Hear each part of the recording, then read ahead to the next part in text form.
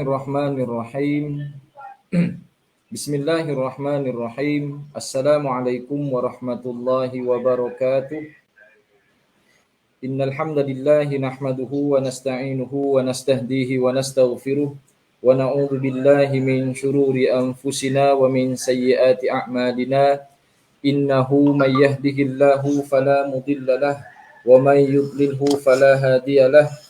Ashhadu an la ilaha illallah wahdahu la syarika lah wa ashhadu anna Muhammadan abduhu wa rasuluh. Allahumma salli wa sallim ala habibina wa syafi'ina wa qudwatina wa dhukhrina sayyidina wa maulana Muhammad wa ala alihi wa ashabihi wa man tabi'ahum bi ihsanin ila yaumiddin. Subhanaka la ilma lana illa ma 'allamtana innaka antal alimul hakim wa la hawla wa la quwwata illa billahil aliyyil azim. Amma ba'du. Yang saya hormati tuan-tuan, puan-puan, para guru, para asatizah, tuan-tuan haji, puan-puan hajah, tuan-tuan, puan-puan, sidang penonton di Facebook Pejabat Qadi Daerah Kota Tinggi, alhamdulillah. Yang dirahmati Allah, tuan-tuan yang dirahmati Allah, alhamdulillah. Pertama-tama marilah kita sama-sama merafakkan setinggi-tinggi puji dan syukur kehadiran Allah Subhanahu wa taala atas rahmat dan inayahnya kita dapat bersama-sama pada pagi yang berbahagia ini. Alhamdulillah kita diberi kesempatan dan ruang serta peluang oleh Allah Subhanahu wa taala untuk kita meneruskan program kita pada pagi yang berbahagia ini. Jadi alhamdulillah tuan-tuan puan-puan, insya-Allah kita akan menyambung dan meneruskan lagi program kita, masih lagi dalam program tafsir Al-Quran secara online di Facebook Pejabat Qadi Daerah Kota Tinggi, dan alhamdulillah hari ini kita masuk siri yang ke-15. Jadi hadirin yang dirahmati Allah, sebelum kita teruskan program kita tuan-tuan, tuan-tuan yang bersama-sama dengan kami, bolehlah tuan-tuan menekan butang like, dan kemudian tekanlah butang share agar kita dapat sama-sama berkongsi kebaikan-kebaikan di media sosial ini, dan mudah-mudahan apa yang kita share ini tuan-tuan, ataupun apa yang kita komen mendapat manfaat untuk kita bagi kehidupan dunia dan akhirat, insya-Allah. Amin ya rabbal alamin. Jadi tuan-tuan puan-puan, insya-Allah pada pagi ini kita akan sambung program kita dalam tafsir surah Al-Falaq. Di mana pada pertemuan sebelum ini tuan-tuan, kita telah memulakan sebahagian pembahasan tafsir surah Al-Falaq, di mana Allah Subhanahu wa taala berfirman, A'udzu billahi minasyaitonir rajim. Bismillahirrahmanirrahim. Qul a'udzu birabbil falaq.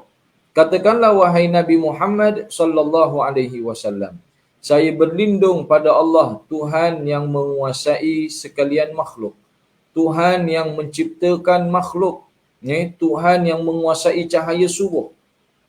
Daripada apa kita mohon perlindungan Allah Subhanahu wa taala? Inilah tuan-tuan yang akan menjadi topik perbahasan kita dan sambungan daripada perbahasan yang sebelum ini. Jadi hadirin yang dirahmati Allah, pada pertemuan sebelum ni kita dah bahas ayat pertama dan ayat yang kedua.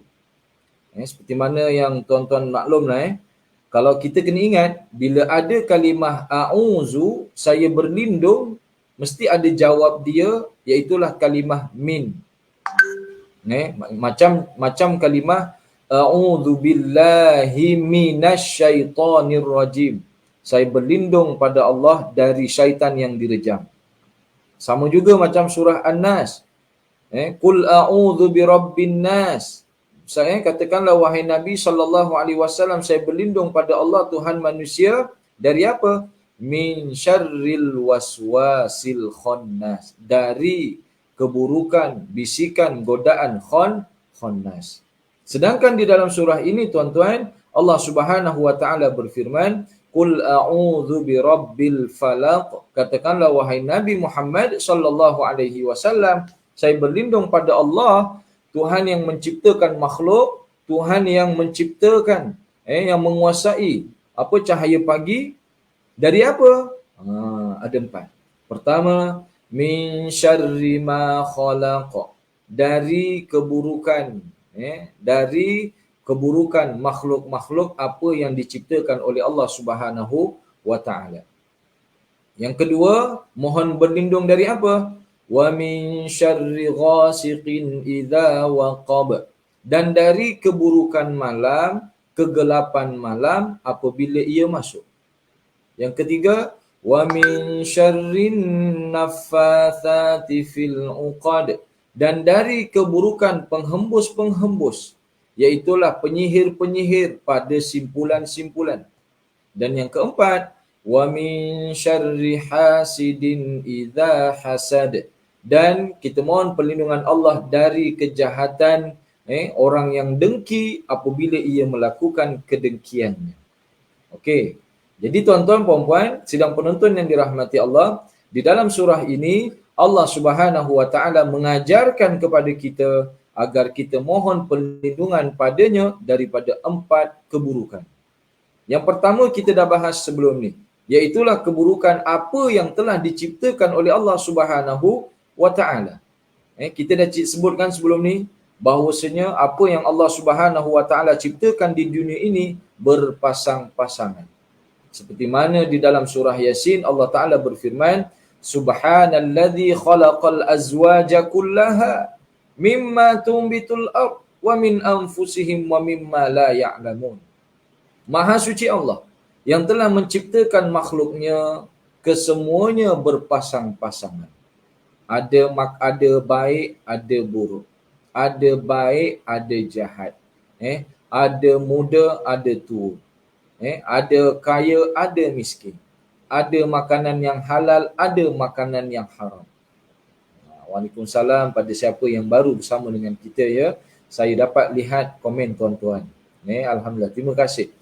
Jadi hadirin yang dirahmati Allah, itu kita dah bahas sebelum ni. Dan kita mohon perlindungan Allah Ta'ala, ya Allah, memang makhluk-makhluk kamu ciptakan ada yang baik, ada yang tidak baik. Maka saya berlindung padamu ya Allah daripada ciptaanmu yang tidak baik. Boleh. Itu adalah perintah Allah Ta'ala. Yang kedua tuan-tuan, kita mohon perlindungan Allah dari apa? Wa min syarri ghasiqin idza waqab. Kita mohon perlindungan Allah Ta'ala dari keburukan malam ataupun kegelapan malam apabila ia masuk. Ni ini menarik sikit tuan-tuan. Kenapa malam? Bukan siang. Siang ni pun ada sebenarnya. Cuma di dalam ayat ini Allah Subhanahu Wa Taala fokuskan pada kita agar kita mohon perlindungan Allah Subhanahu Wa Taala dari kegelapan malam. Kerana apa? Kerana malam ini tuan-tuan merupakan waktu godaan yang amat sangat besar. Dan kemudian ia adalah godaan yang di mana syaitan bertebaran. Menurut apa yang disebut oleh guru-guru kita tuan-tuan, bahawasanya manusia dengan jin-jin ini mempunyai waktu yang bersilang. Kita ni manusia dengan jin ada waktu persilangan. Waktu persilangan manusia dengan jin yang pertama iaitulah pada waktu maghrib. Waktu persilangan manusia. Persilangan tu maksudnya pertembungan. Manusia waktu maghrib balik rumah untuk berehat. Malam ni waktu berehat manusia. Sedangkan jin itu adalah waktu mereka untuk baru keluar dan nak beraktiviti. Waktu subuh, waktu persilangan, pertembungan yang kedua. Di mana waktu subuh kita ni tuan-tuan berjaga ataupun bangun untuk beraktiviti, bekerja dan sebagainya. Sedangkan jin-jin ketika itu waktu subuh adalah waktu mereka untuk berehat. Ini adalah waktu pertembungan. Jadi pada waktu pertembungan ini tuan-tuan, kita diminta oleh Allah Subhanahu Wa Taala agar memohon perlindungan daripada keburukan malam tersebut. Sebab itu baginda Nabi SAW bersabda, hadis sahih di dalam riwayat Imam Muslim, idzajtanahal lail au junhul lail fakuffu sibyanakum fa inna syaitana yantashiruna fi dhalikal waqti atau kama qala sallallahu alaihi wasallam. Apa kata sabda Nabi sallallahu alaihi wasallam? Idzajtanahal lail ataupun idza junhul lail, apabila malam baru melabuhkan tirainya. Ataupun maksudnya minta maaf, apabila malam ni baru mengangkat tirainya. Ataupun kalau sayap tu baru nak buka. Sayap, kalau sayap burung tu dia baru nak buka, nak mengepak. Apabila malam telah membuka tirai ataupun malam telah masuk, kata Nabi SAW, fakuffu sibyanakum, maka tahanlah anak-anak kamu. Ya, rupanya tuan-tuan, mengapa kita ni daripada dulu dilarang oleh mak dan ayah kita main ataupun balik rumah dekat maghrib-maghrib ataupun main dah nak maghrib? Kerana ada larangan daripada Nabi SAW.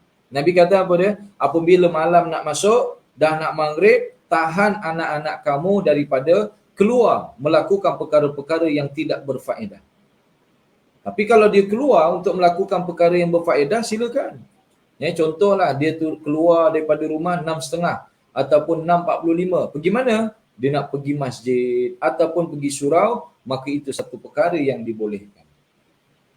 Tetapi kalau dia bermain daripada pukul 5 sampailah dekat maghrib, tuan-tuan, maka ia adalah waktu yang kurang baik, kurang elok. Kerana apa? Kerana ia adalah waktu pertembungan jin dan manusia. Di mana kanak-kanak ini mempunyai jiwa yang lemah. Jiwa yang lemah, jiwa yang mudah terhasut, jiwa yang mudah memberontak, jiwa yang suka melawan, maka ketika itu godaan syaitan amat kuat, boleh jadi ia akan mengganggu dan menghasut anak-anak kita. Jangankan anak-anak kita, tuan-tuan, kita pun dilarang untuk keluar tanpa arah tuju yang betul pada waktu maghrib. Tapi kalau niat kita baik, nak pergi kuliah ataupun berjemaah masjid dan surau, maka kita sedang mendapat naungan daripada para malaikat. Ini hadis ini, tuan-tuan, nak menunjukkan bahawasanya apa? Itu Nabi kita sambung, fa inna syaitana, kerana sesungguhnya syaitan yantashiruna fi dzalikal waqti, mereka berkeliaran pada waktu tersebut. Maknanya waktu kegelapan malam ini, tuan-tuan, para syaitan-syaitan, jin-jin mereka bertebaran. Itu yang disebut di dalam hadis yang lain. Nabi bersabda, mafhumnya apabila kita masuk waktu malam, tutup tingkap, tutup pintu. Kenapa tutup tingkap dan tutup pintu? Sebagai isyarat bahawasanya kita ini tidak menerima tamu. Waktu-waktu tersebutlah. Lebih tepatnya lagi, tuan-tuan, sebagai isyarat kita ingin menolak kemasukan jin-jin dan syaitan-syaitan ke dalam rumah kita. Jin-jin ni pun faham juga, tuan-tuan. Dia bukan tak sekolah. Dia faham. Maka hadirin yang dirahmati Allah, waktu malam ni adalah waktu untuk kita berehat. Waktu kita untuk bersama dengan keluarga. Waktu kita banyak beribadah malam. Maka kita berdoa kepada Allah Subhanahu Wa Taala agar dijauhkan daripada keburukan malam. Kemudian ghasiqin. Di sini, tuan-tuan, para mufassirin menterjemahkan ghasiqin ini dengan beberapa terjemahan. Pertama, ghasiqin membawa maksud kegelapan. Yang kedua, ghasiqin ini membawa maksud bintang-bintang. Dan ada yang mengatakan ghasiqin ini membawa maksud bulan purnama. Bulan purnama. Dan mohon perlindungan Allah daripada keburukan bulan purnama. Apa yang ada pada bulan purnama? Bulan purnama tu kan indah. Ya, betul indah daripada segi pandangan. Tetapi, tuan-tuan, pada bulan purnama ada juga sebahagian kelompok-kelompok pengamal ilmu-ilmu hitam, pengamal ilmu-ilmu sihir, mereka akan mengasah ilmu mereka pada malam bulan purnama. Sebab tu kalau tuan-tuan tengok cerita-cerita hantu, bila malam bulan purnama je, bunyilah serigala, bunyilah anjing. Ataupun pada malam bulan purnama, ketika itulah penyihir-penyihir mengasah ilmu mereka. Jadi kita berdoa kepada Allah Ta'ala, ya Allah, bulan purnama satu bulan yang indah. Dilihat indah, tapi saya mohon perlindunganmu ya Allah daripada keburukan bulan purnama yang dilakukan oleh makhluk-makhlukmu yang lain. Tengok aje lah cerita-cerita, tuan-tuan, tengok cerita-cerita hantu tu kan. Cerita-cerita horor lah kata orang. Tak kira lah sama ada horor Malaysia ataupun Mak Saleh, bulan purnama, itulah antara waktu mereka untuk mengasah ilmu. Mereka akan melatih ataupun mereka akan menjampi sesajian-sesajian mereka. Jadi kita doa kepada Allah Ta'ala daripada keburukan malam purnama. Kalau kebaikan malam bulan purnama, kita mengharapkan daripada Allah Subhanahu wa taala. Jadi hadirin yang dirahmati Allah, kemudian ialah waktu malam ni kan tuan-tuan, banyak benda buruk orang buat kan. Macam ada satu nama kelab, namanya kelab malam. Tuan-tuan pernah dengar nama kelab siang? Engkau nak pergi mana kan? Nak pergi kelab siang. Tak ada. Nama dia kelab malam. Kupu-kupu malam. Faham je lah. Ataupun apa lagi. Jenis nama malam-malam ni tuan-tuan, kadang-kadang ada orang kaitkan pada perkara yang tidak baik. Waktu malam ni ada waktu baik, ada waktu tak baik. Jadi kita mohon pada Allah Ta'ala daripada keburukan waktu malam. Orang mencuri sekarang ialah daripada dulu banyak waktu malam. Orang merompak banyak waktu malam. Cuma sekarang ni zaman kadang-kadang orang terdesak. Mencuri, merompak pun kadang-kadang siang-siang buta. Siang-siang hari pun orang mencuri. Maka hadirin yang dirahmati Allah. Kemudian keburukan yang ketiga yang Allah Subhanahu wa taala ajarkan kepada Nabi sallallahu alaihi wasallam agar kita juga mohon perlindungan Allah Subhanahu wa taala, iaitulah keburukan penghembus-penghembus, iaitulah penyihir-penyihir. Penghembus-penghembus ni maksudnya penyihir. Fil uqad, pada simpulan-simpulan. Kita kan tahu kan, sebelum saya cerita tu tuan-tuan, cuba tengok kalimah nafatha. Allah Ta'ala menggunakan kalimah wa min syarrin naffathati fil uqad. Allah guna kalimah nafatha. Nafatha ni sejenis tiupan yang kaedahnya kaedah hembusan. Puh. Dia gitu. Kalau tengok dalam kamus tuan-tuan, nafasa ni sejenis tiupan yang kadang-kadang yang terpercik air liur. Yang air liur boleh terpercik. Dia tak sama dengan yang lagi satu. Lagi satu bahasa Arab, nafakha. Nafakha sejenis tiupan yang lembut. Dia gitu. Dia tak ada bersamanya air liur yang menyembuh. Dalam ayat ini tuan-tuan, Allah menggunakan kalimah nafatha kerana memang sifat penghembus-penghembus ataupun penyihir-penyihir, orang yang melakukan ilmu-ilmu hitam, biasanya tiupannya jenis tiupan hembusan. Jenis puh. Tuan-tuan, kalau anak menangis, pergi rumah ustaz. Ada orang datang rumah saya, tok-tok-tok, ustaz, minta air ustaz. Ataupun orang datang lepas kuliah, minta air ustaz, anak saya selalu nangis semalam. Kita pun bacalah pada air tersebut, baca surah Fatihah, bacalah ayat kursi. Lepas saya baca tu tuan-tuan, kita tiup kita tuan-tuan tiupan nafakha. Tiupan lembut.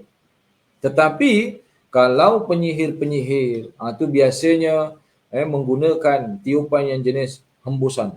Puh. Tuan-tuan tengoklah kat cerita-cerita tu. Itu apa yang dibuat dalam cerita-cerita tu, ada kalanya banyak juga yang betul. Maka hadirin yang dirahmati Allah, Allah Subhanahu wa taala mengajarkan kepada kita agar kita mohon perlindungannya daripada keburukan penghembus, penyihir-penyihir. Orang yang menggunakan ilmu hitam. Dan kita pun tahu kan, surah ini Allah Subhanahu wa taala turunkan kepada Nabi sallallahu alaihi wasallam kerana Nabi kita ini disihir. Oleh siapa? Oleh Labid bin Aqsam. Tuan-tuan ingat lagi tak? Ini awal. Masa awal surah An-Nas dengan masa awal surah An-Nas saya dah cerita dah. Tentang penurunan surah Al-Falaq dan surah An-Nas disebabkan Nabi kita ini disihir. Jadi kalaulah kita ni manusia biasa disihir, maka tidak heran tuan-tuan. Nabi kita pun, sedangkan Nabi kita pun ada yang dengki dan ada yang menyihir Nabi SAW, apatah lagi kita. Akan tetapi tuan-tuan, Allah mengajarkan kepada kita agar kita mohon perlindungan Allah daripada keburukan penyihir-penyihir. Fil uqad. Uqad tu maksudnya simpulan-simpulan. Kalau kita sebut ni dia punya material dia. Material dia. ataupun dia punya bahan. Itu yang kita nampak. Kadang-kadang bahan-bahan yang orang gunakan untuk menyihir, dia gunakan patung kecil. Kadang-kadang dia guna apa? Dia guna gambar. Macam gambar kita tuan-tuan yang ada di media sosial ni, kita jangan terlalu menampakkan kenikmatan kegembiraan kita pada orang. Kerana ada saja orang-orang yang dengki, yang tak senang tengok kita senang. Saya pernah tuan-tuan, banyaklah ada orang telefon. Contohnya macam di kawasan di Kota Tinggi ni ada satu kawasan namanya Kampung Teluk Ramunia. Ada seorang telefon saya, "Ustaz, kita orang ni dikubur, ada seorang waris ni dia mengadu kubur mak dia ni kepuknya kena curi, kepuk dan nisannya kena curi. Sebab kepuk dan nisan mak dia ni dibuat daripada kayu. Mungkin kayu mahal lah tu. Tapi kayu tu dah lama tuan-tuan. Baru hilang. Okeylah, kepuk dengan nisan tu hilang tak apalah. Sekarang ni yang jadi masalah, masa dikepuk tu diambil, keluar satu bungkusan kain berwarna merah. Ni kalau kita nak tengok. Jahatnya penyihir-penyihir ni tuan-tuan. Kata orang kampung tu, ada satu bungkusan kain warna merah. Mereka buka kain tersebut, rupanya di dalam kain itu ada anak patung yang dibuat daripada tanah liat. Anak patung yang dibuat daripada tanah liat. Dan di sekeliling anak patung itu penuh dengan kaca-kaca yang dah hancur. Ibarat kaca tu ditabur situ tuan-tuan. Mereka pun ambil gambar, minta apa, "Ustaz, ni apa nak buat Ustaz?" "Jumpa kat mana?" "Jumpa kat kubur." Ialah memandangkan kami ni, saya ni tuan-tuan, pegawai pentafsir Al-Quran, juga menjaga berkenaan dengan hal ehwal tanah perkuburan di dalam daerah. Jadi saya pun kata pada orang yang mengadu tu, "Okey, besok saya datang." Bila besok saya datang tuan-tuan, saya pun tengok. Dan kita bacalah doa ruqyah sedikit tuan-tuan. Kemudian patung anak patung yang dibuat daripada tanah liat itu saya buka. Inilah maksudnya saya koyakkan lah. Saya koyakkan kepala dia, saya belah lah. Saya belah perut, saya belah kaki. Lagi terkejut. Saya terkejut, jemaah yang ada di sekeliling pun terkejut. Kerana apa? Kerana di patung itu tuan-tuan, di kepala, dibenam di dalam kepala ada beberapa batang jarum. Di dalam perut ada beberapa jarum, 3-4 jarum. Di kaki, di lututnya ada beberapa jarum yang ditanam di dalam anak patung tanah liat tersebut. Di tangan pun ada jarum. Dan yang lebih terkejut lagi tuan-tuan, di dalam perut anak patung itu ada gambar 2 orang. Ada gambar muka orang. 2. Satu lelaki, satu perempuan. Kita nampak. Cuma gambar tu dah tak jelas lah. Cuma kalau tengok dia punya bayang-bayang tu nampak. Ni gambar lelaki, ni gambar perempuan. Mungkin adalah seseorang, orang-orang situ ataupun mungkin kawasan sekitar yang disihir oleh seseorang. Maka hadirin yang dirahmati Allah, itu namanya uqad. Uqad tu maksudnya material, bahan dia. Dan kita mohon, ya Allah, jauhilah saya daripada keburukan penyihir-penyihir yang selalu menggunakan sihirnya pada simpulan-simpulan, ataupun pada bahan-bahan, ataupun pada rambut kita. Mesti ada material dia, mesti ada. Dan yang terakhir tuan-tuan, wa min syarri hasidin idza hasad. Dan kita mohon perlindungan Allah Subhanahu wa taala dari kejahatan pendengki apabila ia dengki. Ini tuan-tuan, ini memang kita tak boleh nak elak lah. Kadang-kadang hidup kita ni ada saja orang yang tak senang dengan apa yang kita buat. Kadang-kadang tuan-tuan, ada orang tak senang dengan yang kita buat. Ada orang senang, ketika kita senang, ada orang senang. Itu biasanya keluarga kita, mak ayah kita, pasangan kita. Dia akan senang ketika mana melihat kita senang. Tetapi kena ingat, ada juga orang yang ketika kita senang, ketika kita gembira, dia tidak gembira melihat kegembiraan kita. Ada orang dia senang tengok kita senang. Mak ayah nampak anaknya berjaya, mak ayah senang, gembira. Tetapi tuan-tuan, ketika kita naik pangkat, ketika kita dapat harta, ketika kita beli kereta baru, beli rumah baru, kita pula show off pada orang, cerita sana sini, ambil gambar letak di Facebook, update status pagi, petang, siang, malam, berkenaan dengan nikmat kita, maka sebenarnya kita telah membuka lubang kedengkian orang pada kita. Sebab itu guru-guru saya tuan-tuan pesan, jangan kita menayangkan kenikmatan kita pada orang ramai. Kalau benda tu boleh tutup, tutuplah. Jangan dibuka. Ini ialah suami belikan hadiah. Contoh ni contoh je lah. Contoh. Suami belikan hadiah emas. Sempena hari jadi. Bagus. Bagus. Tetapi tuan-tuan yang tak bagus dia pun ambil lah gambar emas tu dekat kat kamera. Dia up status dekat Facebook. Dia bukan tunjuk gambar emas dia sahaja tuan-tuan. Yang dia tunjuk tag harga dia. Sekali. Dia tunjuk tag harga sekali. Sekali tengok harga emas tu 10,000. Dia pun tulis kat situ, Alhamdulillah, terima kasih my hubby. Terima kasih my husband belikan I hadiah. Orang pun tengok. Dia bukan nak tayang emas saja tuan-tuan. Dia rupanya nak tunjuk harga emas gitu. Maka hadirin yang dirahmati Allah, biarlah tuan-tuan kenikmatan kita, kegembiraan kita, hanya kita dan keluarga kita je yang tahu. Jangan kita terlalu menghebohkan pada orang. Macam rumah lainlah, benda tak boleh tutup. Tapi janganlah kita terlalu update di Facebook. Sebab apa dia? Kita kena ingat satu kata kunci, tak semua orang senang melihat kita senang. Dan kenapa ada orang tak senang dengan kita? Barangkali kita terlebih cakap ataupun terlebih cerita. Maka kurangkanlah kita cerita kenikmatan kita, kelebihan yang ada pada kita, pada orang tuan-tuan, supaya dapat mengurangkan pintu kedengkian orang kepada kita. Ingat apa yang pernah disebutkan, kullu dhi ni'matin mahsud. Setiap orang yang ada nikmat yang lebih, ada orang yang dengki. Setiap orang yang ada nikmat, lebihan nikmat ataupun ada kelebihan, mahsud, ada je orang yang dengki. Maka untuk mengelakkan kedengkian orang pada kita tuan-tuan, bersifatlah kita dengan sifat tawadhu.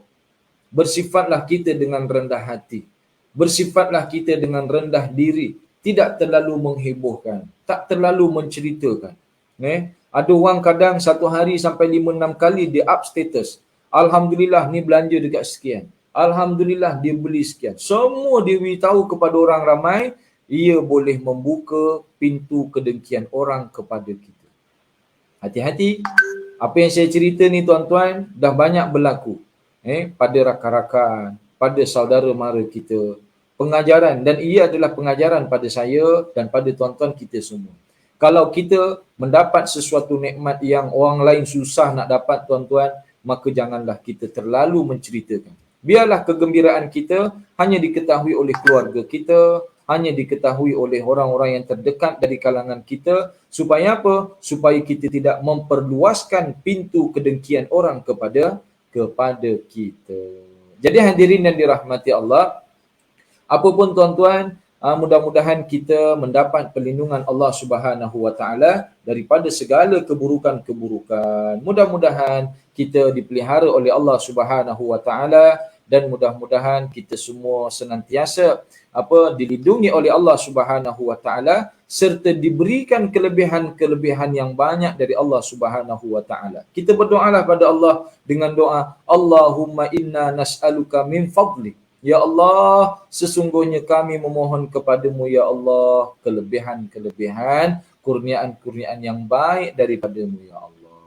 Wallahu a'lam bissawab. Terima kasih kepada tuan-tuan puan-puan sidang penonton yang bersama-sama dengan saya pada pagi ini dalam perkongsian surah Al-Falaq. InsyaAllah tuan-tuan, pada minggu hadapan kita akan masuk perbahasan surah yang baru, iaitulah surah Al-Ikhlas. Surah Al-Ikhlas ni perbahasan surah yang menarik tuan-tuan. InsyaAllah kita akan bahas kenapa surah Al-Ikhlas ini dinamakan Ikhlas. Padahal tuan-tuan, surah-surah yang ada di dalam Al-Quran dinamakan surah itu dengan nama ataupun kalimah itu ada di dalam ayat. Contoh surah An-Nas, ada kalimah An-Nas. Surah Al-Falaq, ada kalimah Al-Falaq dalam ayat.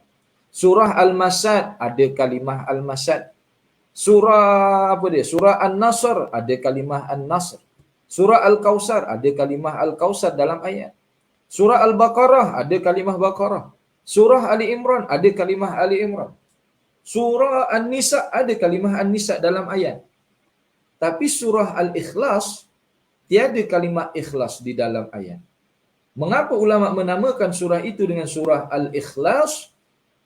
InsyaAllah kita akan bahas pada pertemuan akan datang. Wallahu a'lam bishawab. Mudah-mudahan kita mendapat kebaikan daripada perkongsian kita. Dan jangan lupa tuan-tuan, share, like, share, komen yang baik-baik. Mudah-mudahan kita mendapat manfaat. Terima kasih kepada tuan-tuan. Saya nampak ada yang komen, ada yang mengucap salam, ada yang berkata lama tak online Ustaz, minta maaf ya. Saya tak dapat online selama 2 minggu kerana saya baru kematian almarhum ayahanda saya.